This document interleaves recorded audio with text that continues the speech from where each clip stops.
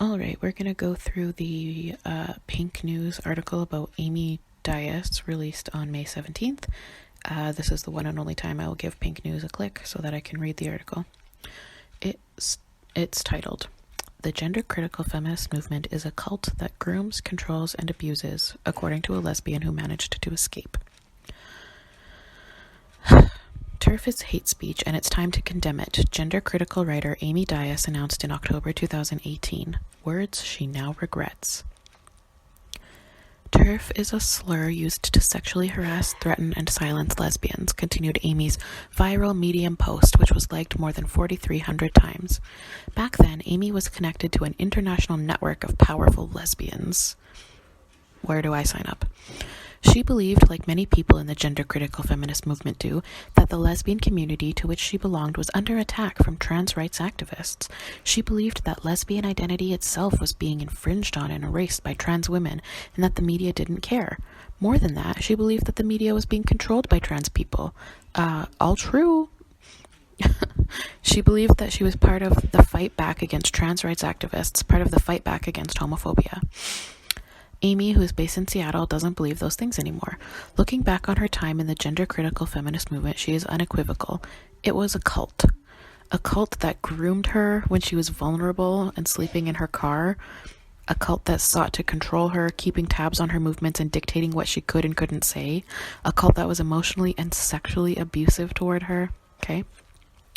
As Amy began to notice more and more red flags about the gender-critical movement, like how it defended abusive women, how it wouldn't let lesbians speak out about sexual assault perpetrated by women, and how it was forming alliances with homophobic groups, she started asking questions.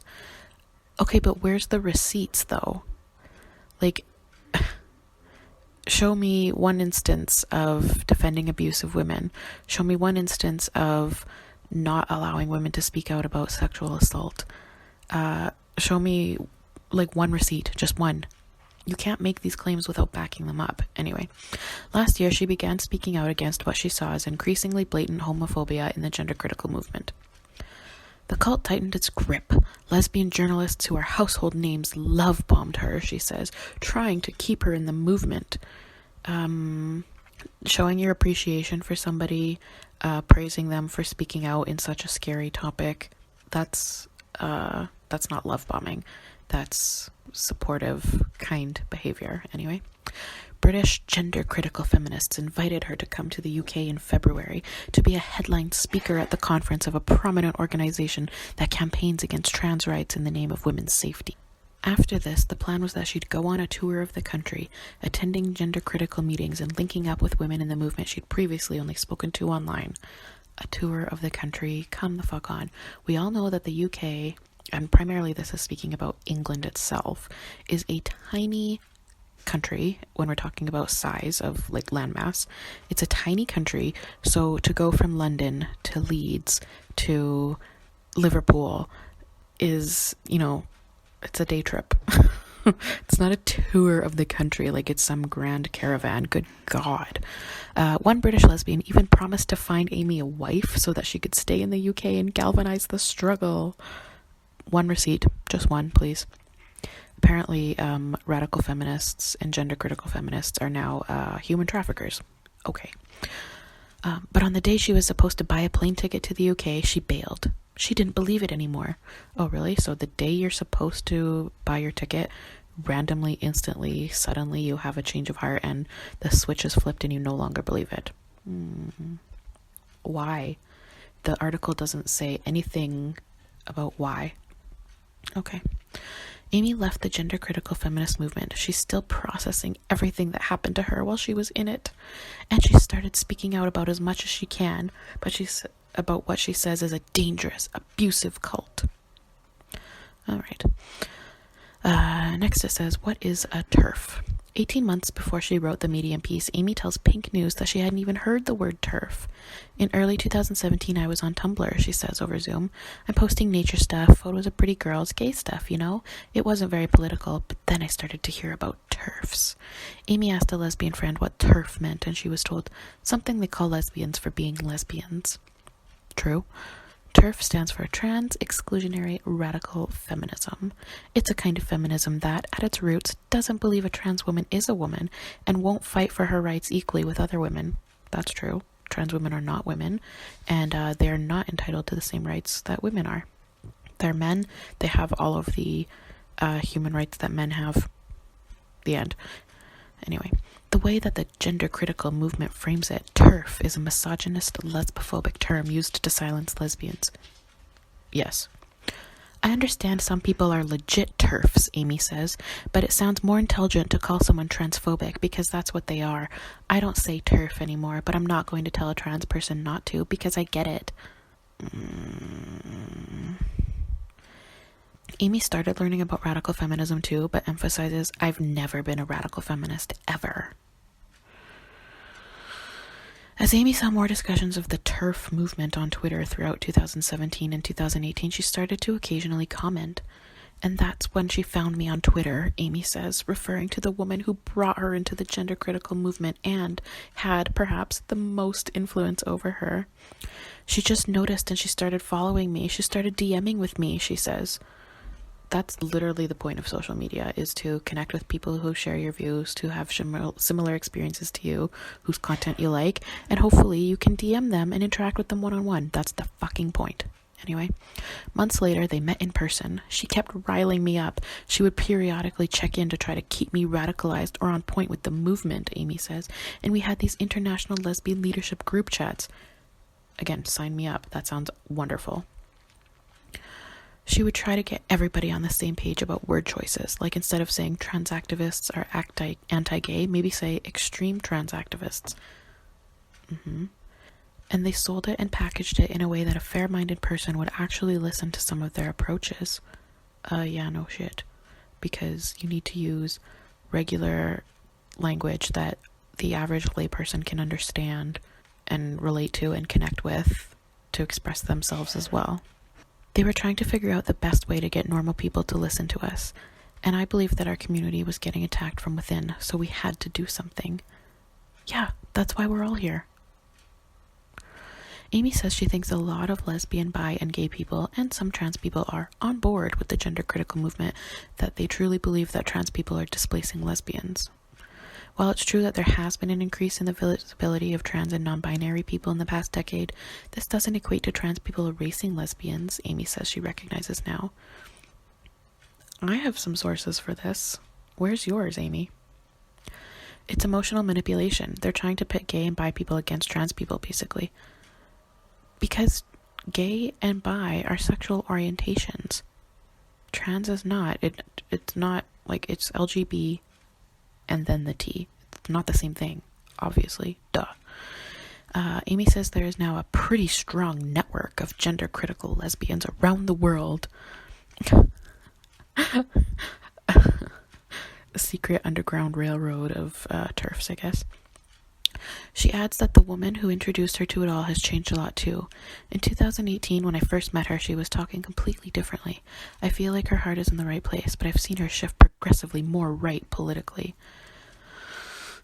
The accusation that if you're not on the extreme left, that you're on the right is, I mean, we see it every single day. It's happened to Ariel Scarcella, happened to Megan Murphy, it's happening to Wolf, whatever.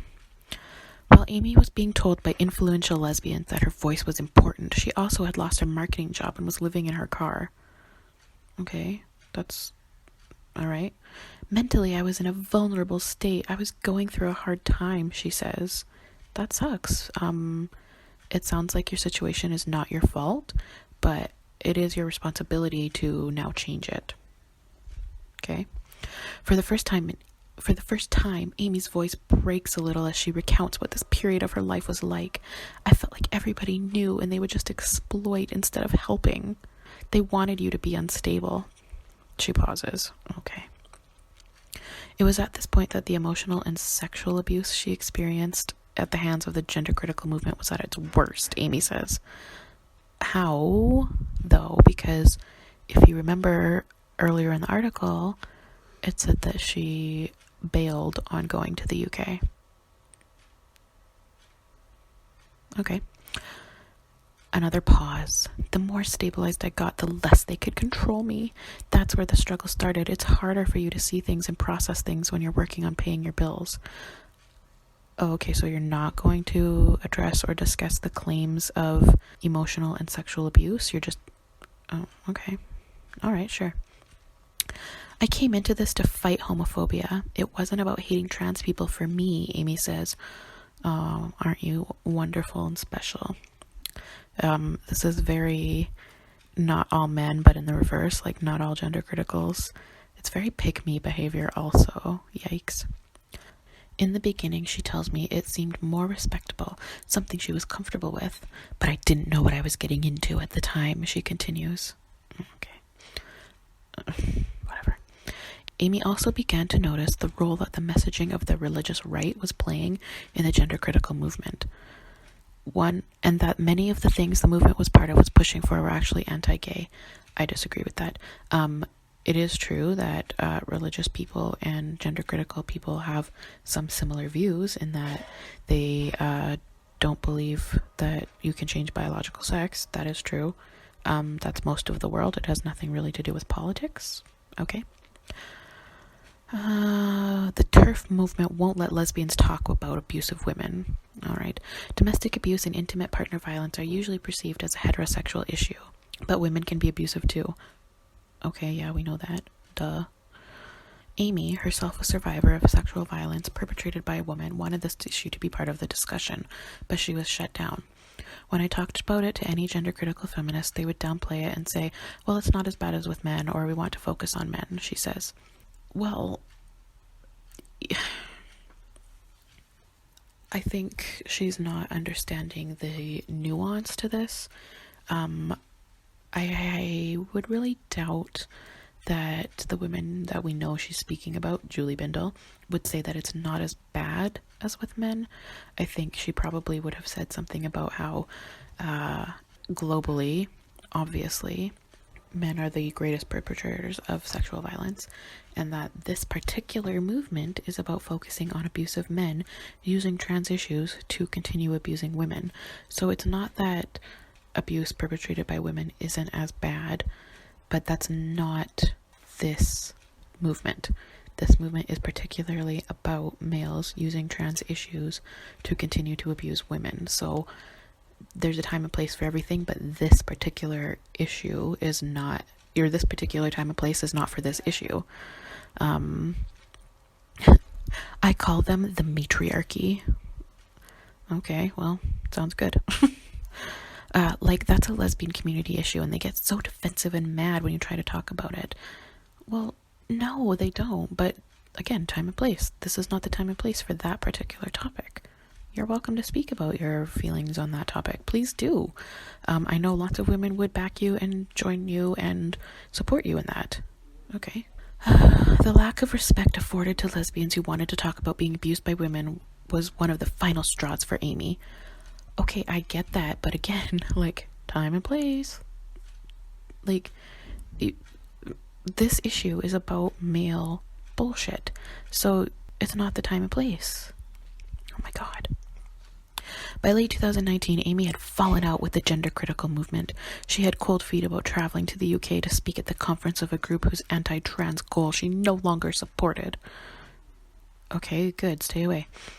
She was also uncomfortable about the right-wing direction the movement was going in and had bad feelings about the alliances between feminists and anti-LGBT organizations. Girl.